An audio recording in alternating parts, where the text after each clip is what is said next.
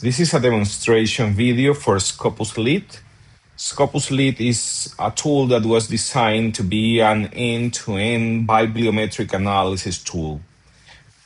Based on Streamlit, once you start the app, you will be greeted by this screen. On the left side, you will find a navigation bar.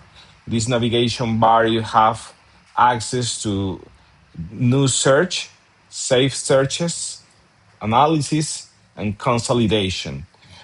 On the new search, you can type your Scopus equation, any equation that you want, and save it with a name, and you can estimate the results that you will get for your equation. As a reminder, you need to use pybliometrics.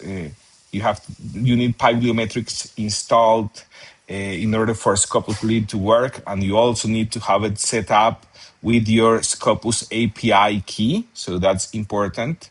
And once you have conducted the search, I will not do it in this demonstration because it takes time.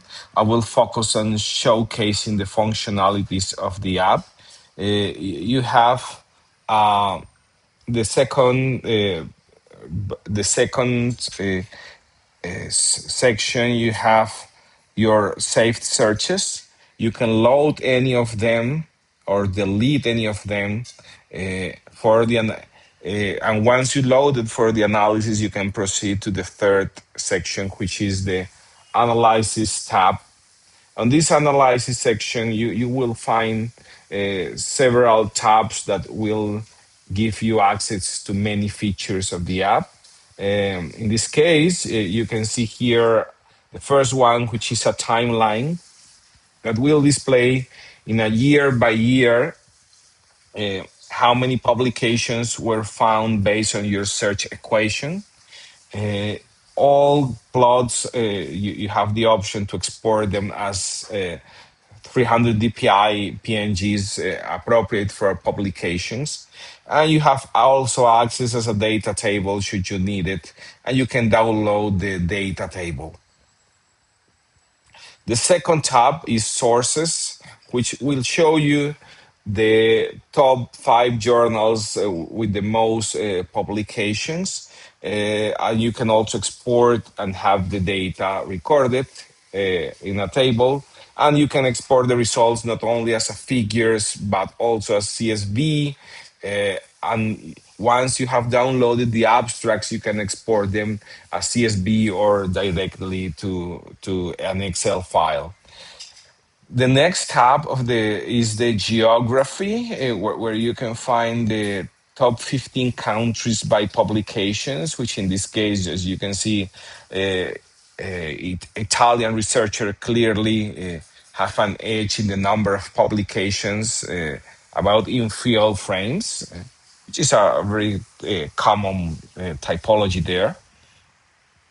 You also have this map, which shows you the publications in a graphical fashion. And you also have the affiliations by the universities with the most publications in the field. You can export all of this, and you also can export all the results to Excel or CSV. The next tab is authors, where you can find the most relevant authors. You can fetch the H-index for the authors should you need that. And you also have access to the co-authorship as a table and the number of author per article.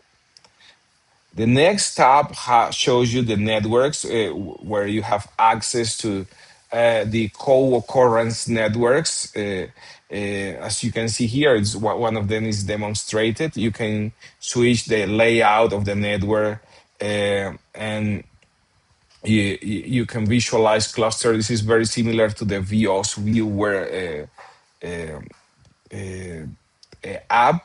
You can export this image, and you also have it as a table in available for you to download. In this network table, you also have the co-author networks. As you can see here, there are several clusters for this case. As most plots, all of them are interactive. You can zoom in a specific part and find more details about the data. And you also have the country collaboration, and you can visualize how the networks work within this topic. The next tab is the keyword analysis, where you can see the top 30 keywords, and you can see how many of them, the number of appearances per keyword. And it shows you this keyword word cloud, which you can use for more visual representation of the topic. And as usual, you can export the data, and you have a data table if you want, and the functionality to export. Next is citation distribution, which you can see a histogram of the how many citations you have per document, and the top 20 most cited documents, together with the year of publication, the number of the name of the journal, and the number of citations. You also have information about the citations per year. As you can see, in recent years, the number of citations has decreased. Um, and you can export all this data. Uh, Text analysis for the abstracts. You have the abstract word cloud, as you can see it here. You can export this data as a PNG figure, as with most cases, and you can perform topic analysis, where you basically choose the method that you want, and you can run using the NMF or LDA methods. And once you click run, it performs the analysis and displays the results uh, in this section. Uh, well, basically, this is all the functionalities that ScopusLit offers. As you can see, the goal was creating an end-to-end application, where you can work through the entire bibliometric process, starting by the search equation and ending in complex topics like word analysis and topic modeling. Many thanks.